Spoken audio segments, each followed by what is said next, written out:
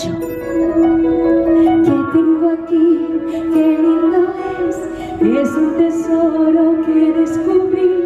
Es muy simple decir que no hay más que pedir, que lo que ves a tu alrededor, tanta abundancia, tanto esplendor, te hace pensar que yo no necesito más regalitos.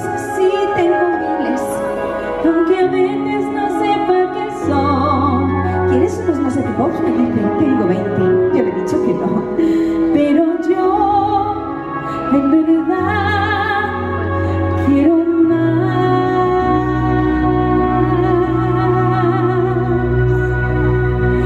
Yo quiero ver algo especial. Yo quiero ver una bella danza y caminar con los... ¿Cómo se llaman? Pies, sí. Solo nadar no es original. ¿Por qué no tener un par de piernas y salir a pasear, como dicen, a pie, y poder ir a descubrir que siendo al estar ante el sol no tiene fin? Quiero saber más, mucho más. ¿Qué debo dar para vivir fuera del agua?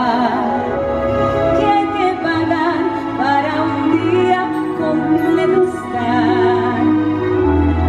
Pienso que allá lo entenderán, puesto que no prohíben nada, porque habrían de impedirme ir a jugar. Oh, a estudiar qué hay por saber, con mis preguntas y sus respuestas. ¿Qué es fuego? ¿Qué es quemar?